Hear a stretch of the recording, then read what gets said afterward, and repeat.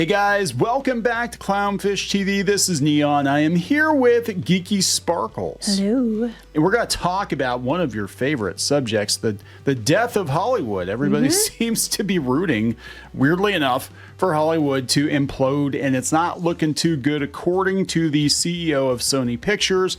He said the next couple of years there are going to be all kinds of mergers and bankruptcies and acquisitions and fire sales and dogs and cats living together if they don't get eaten first. But it's going to be chaos.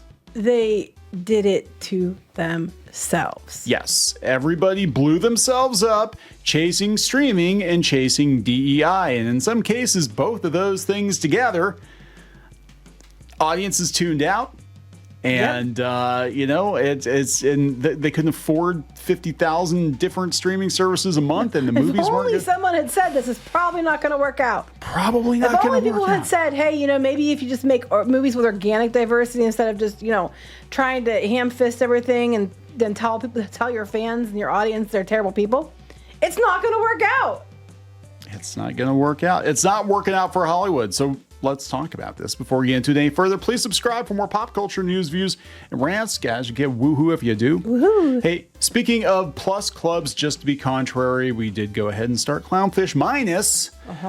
Because everybody else has a plus club, so we'll be Clownfish Minus. If you guys want to support the channel and get exclusive stuff, we're moving off of Patreon because they're going to jack their rates like 30%. And I don't think you guys want to pay for that. So check it out. It's clownfishminus.com and join the reef. All right, let's talk about Hollywood imploding here. This comes from IndieWire.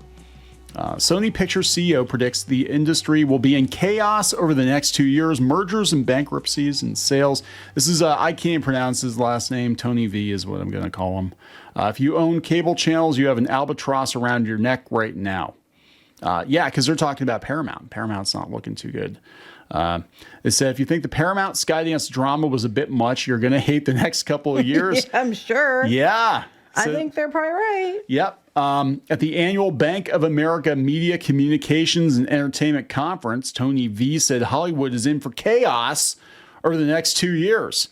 He predicted the industry is in for a wave of mergers and bankruptcies and sales and all kinds of fun things. Those were his exact words.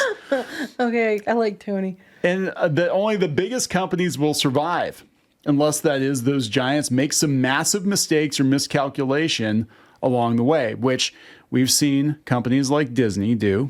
So it's possible. Even Warner Brothers. I never thought we would see Warner Brothers in the state that they're in right now. Tony V is certainly not the first media exec to predict more consolidation in Hollywood, but he may be the only one using the most damning language. It's like he's not mincing words. He's not saying it in a nice way so to spare their feelings.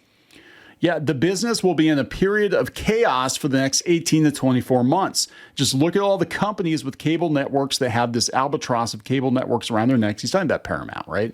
They have to figure out what to do with them. Easy for him to say. Sony doesn't have much in terms of cable channel ownership. It does, however, provide an enormous amount of content to other companies broadcast in cable channels. Right, which is what we said that they should have done. Instead of everybody wanting to be as their own streaming network, they would have been better served to create content to sell to other streaming networks. Yeah, look, Disney, it makes sense, I guess, because they own so much and they have such brand loyalty, and Disney's had its own channel before. And, you know, that makes sense, right? Their customers are going to do it. But like Paramount, Even Warner Brothers, I think, was stretching it. They had HBO, but but all they did was they already had an HBO streaming service, and they're just like, okay, it's HBO and everything else we own too, and we're just gonna throw it in the one bucket. And you blew yourselves up, guys. You could have just put your stuff on Tubi or Roku, and they're doing it anyway. Warner Brothers has like a dozen channels on Roku now for different things. I'm like, so you were better off to create content and just sell the content. Yeah, so they're talking about how Sony was actually looking at buying Paramount, and they said we didn't get much traction. Our goal was to get the IP. That was really where we wanted to be. We would have had to do a lot to get to that point in terms of taking the other parts of the company and finding new homes for them. So basically, they just wanted to strip Paramount. You know, we'll buy Paramount. We'll get Star Trek and SpongeBob. So basically what Disney did to the Fox assets. Fox, yeah. And that's what's going on. Like all these legacy studios are being sold for parts. But sold for scrap. Sherry Redstone at Paramount didn't want that to happen. No.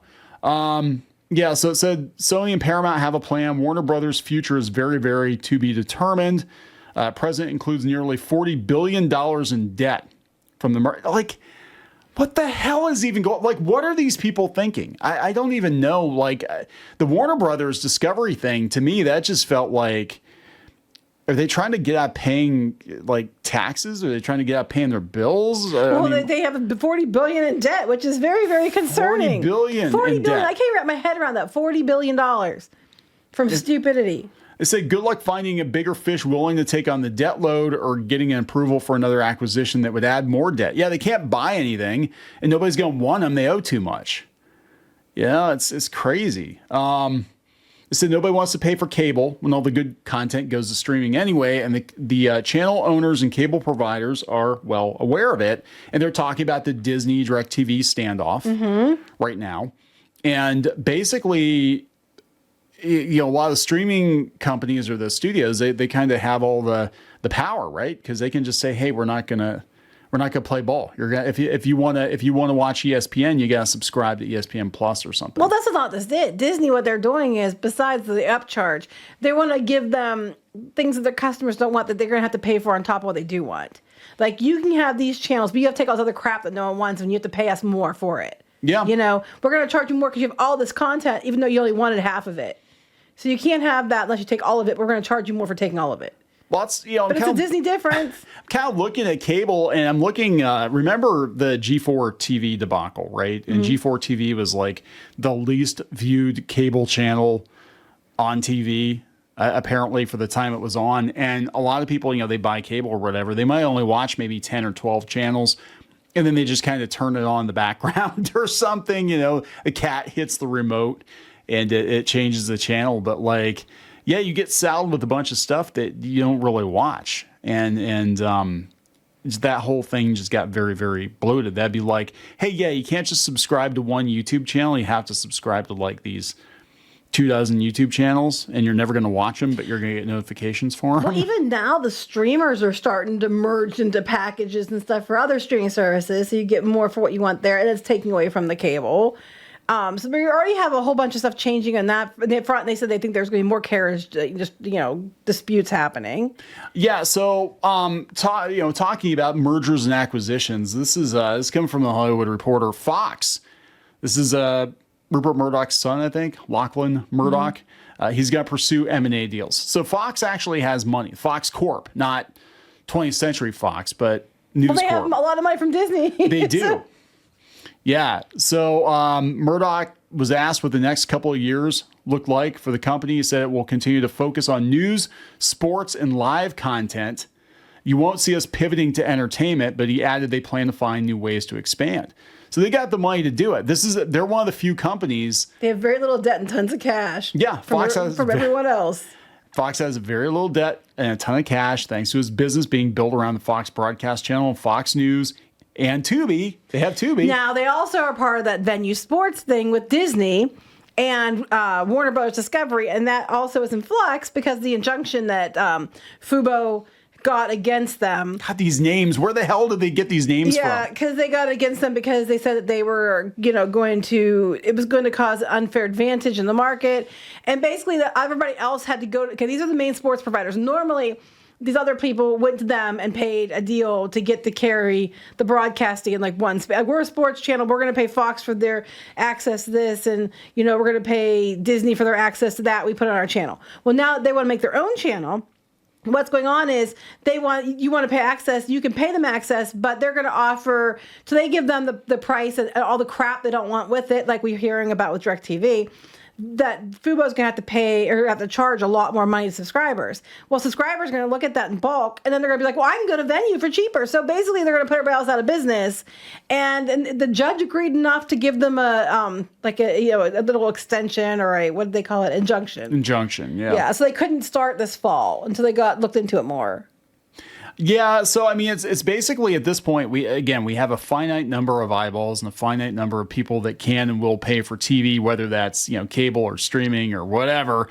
And in a lot of ways, and he said about, if people jump ship to venue, then they're probably going to lose the eyeballs off of cable. And that's kind of what I think Disney's looking at too. I think ultimately, if Disney had it their way, they would force everybody to consume their content solely through Disney Plus, and they wouldn't have to pay anybody anything. And that's what I think. They wouldn't have to share. You just take all the money. Yeah, they wouldn't have to share. And I think that's kind of what the ultimate goal is for a lot of these studios. And then everybody else is going to kind of get gobbled up or gone. And it's weird, like 10 years from now, we could be looking at all these Hollywood studios just being owned by tech companies.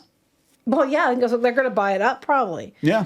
I don't know what's going to happen, but I do believe that it's going to be it's going to be a bloodbath. I also don't think it's just across, cable streaming and things. I think in just Hollywood in general with studios and everything, because they're going to have to, they've already been shrinking, but they're going to have to shrink even more as far as like content creation is concerned, because it's too expensive and there wasn't enough return on investment. Yeah, we're seeing that with the movies too. Like, we had a couple of movies that were really big hits this year that really didn't cost that much to make in the grand scheme of things.